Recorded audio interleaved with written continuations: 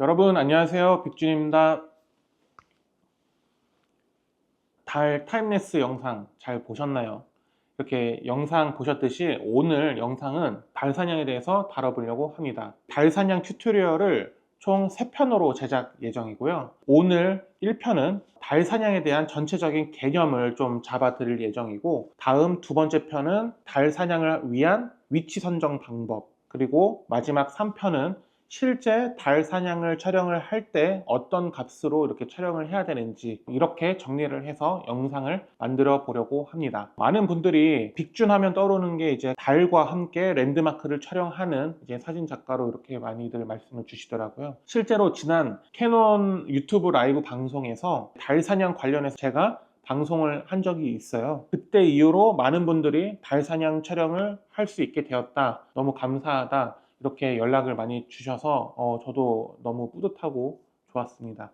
근데 아직 그 방송을 보시고도 너무 어렵다, 한 번 더 해달라, 이런 분들도 많이 계셔서, 그래서 제가 이번에 이 달사냥 영상을 만들고자 결심을 했습니다. 그래서 이 3편의 영상을 보신 뒤 그 다음에 달사냥을 가시면 여러분들도 또 담으실 수 있지 않을까, 이렇게 생각을 해봅니다. 제가 실제 달사냥하는 그런 실습까지 거쳐야 되기 때문에 1편, 2편, 3편이 조금은 긴 기간에 걸쳐서 이렇게 제작이 될 것 같아요. 조금만 기다려 주시면 여러분들 얼마든지 담으실 수 있도록 제가 좀 준비를 해볼 테니까요. 영상 잘 봐주셨으면 좋겠습니다. 그러면 오늘 1편 달사냥의 기본 개념 편 이제 시작해 보겠습니다. 가시죠.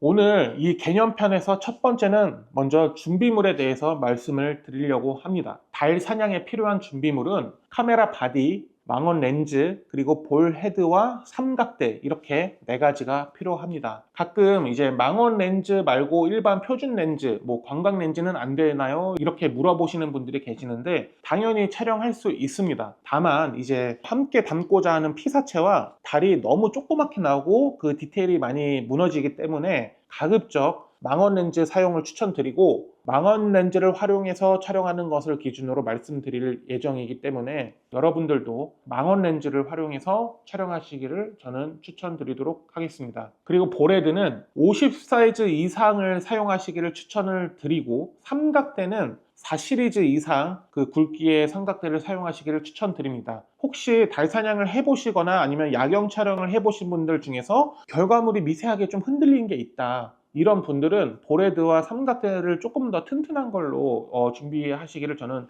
추천드립니다.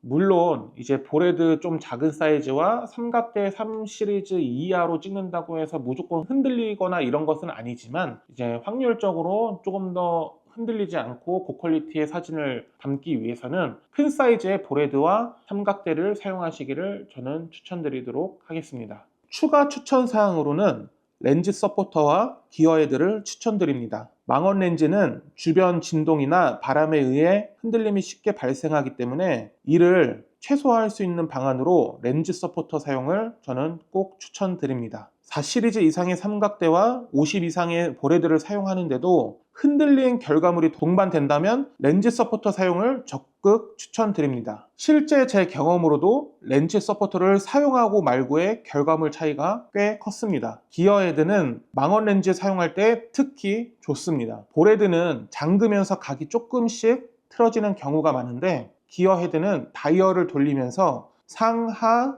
좌우 화각 미세 조정이 가능하기 때문입니다. 그래서 여러분들이 어느 정도 여유가 되신다면 렌즈 서포터와 기어헤드를 꼭 구매해서 사용하시기를 추천드립니다. 두 번째, 달에 대한 이해입니다. 제가 여러분들의 이해를 돕고자 달에 대해서 여러 가지를 말씀드리니까 오히려 여러분들은 더 헷갈려 하시고 힘들어 하시더라고요. 그래서 아주 최소한의 기본적인 사항들만 말씀드리는 게 오히려 여러분들께는 더 좋을 것으로 판단되어서 기본적인 사항 몇 가지만 우선 말씀드리도록 하겠습니다. 달은 해와 마찬가지로 동쪽에서 떠서 남쪽으로 이렇게 이동을 한 다음에 서쪽에서 진다고 보시면 됩니다. 그리고 매일 뜨는 시간이 약 1시간씩 차이가 생깁니다. 그리고 매일 달의 위상이 변하며 달이 뜨고 지는 각도도 계속 바뀝니다. 그 점이 이제 해와 다르다고 말씀드릴 수 있겠습니다. 달 사냥 튜토리얼 영상에서 기준이 되는 달의 위상은 보름달 기준으로 제가 말씀을 드릴 예정이고요. 낮과 밤의 길이가 비슷해지는 3월과 9월에는 보름달이 뜨고 지는 각도가 대략 180도로 수평을 이룹니다. 이것을 기준으로 4월부터 9월까지 낮이 길고 밤이 짧을 때 각은 C자 모양으로, 이때는 주로 롯데월드 타워와 보름달 월출을 담기가 좋습니다. 그리고 10월부터 3월까지 밤이 길고 낮이 짧을 때 각은 V자 모양으로, 이때는 주로 남산 서울타워와 보름달 월출을 담기 좋습니다.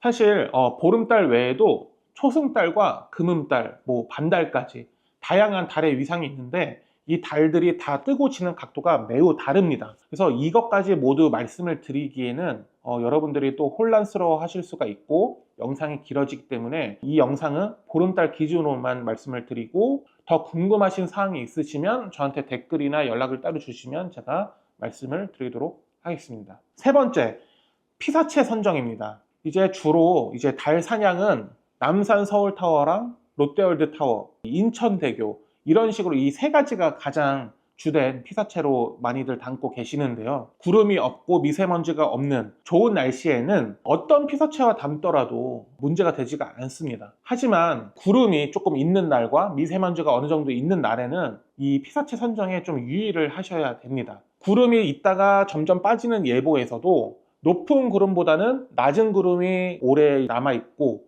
미세먼지도 보통 이제 낮은 고도의 미세먼지가 많이 끼기 때문에 이렇게 날씨가 조금 안 좋거나 애매한 날에는 가급적 고도가 높은 피사체를 선정하는 것이 유리합니다. 이 말은 즉, 날씨가 안 좋거나 애매한 날, 이제 보름달 월출을 만약에 인천대교와 찍으실 거라면 이제 실패할 확률이 높다고 말씀드릴 수 있겠습니다. 그런 날에는 상대적으로 고도가 높은 롯데월드 타워와 함께 담는 것이 촬영 성공 확률이 더 높습니다. 남산 서울타워와 담을 예정이었지만 날씨가 좀 애매하면 빨리 계획을 수정을 해서 롯데월드 타워와 담으려고 합니다. 실제로 구름이 어느 정도 있었던 날 저는 롯데월드 타워와 담으러 갔었고, 다른 분들은 인천대교와 담으러 갔었는데 그분들은 실패를 했었고, 저는 막판에 이제 보름달을 뿅 하고 나타나면서 잘 담을 수가 있었습니다. 그래서 여러분들도 무작정 내가 담고 싶어하는 피사체를 담으려고만 하지 마시고 이제 날씨에 따라서 어떤 피사체를 선정을 할 건지 이런 것도 생각을 하셨으면 좋겠습니다. 오늘 이 1편에서는 이렇게 기본적으로 필요한 준비물과 두 번째, 달에 대한 이해, 그리고 세 번째, 날씨와 상황에 맞는 피사체 선정, 이렇게 세 가지에 대해서 말씀을 드렸습니다. 다음 달 사냥 튜토리얼 2편에서는 이제 도대체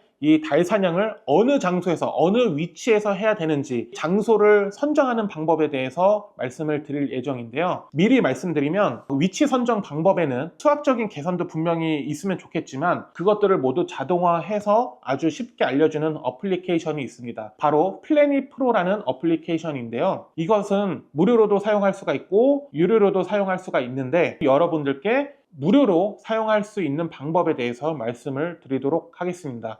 빠른 시일 내에 튜토리얼 2편을 제작을 해서 여러분들께 보여드릴 테니까요. 아직 1편에서 말씀드린 그런 준비물이라든지 달에 대한 이해가 조금 어려우신 분들은 저한테 댓글로 말씀을 주시면 제가 상세하게 설명을 드리도록 하겠습니다. 그러면 저는 다음 영상으로 또 여러분들을 찾아뵙도록 하겠습니다. 감사합니다.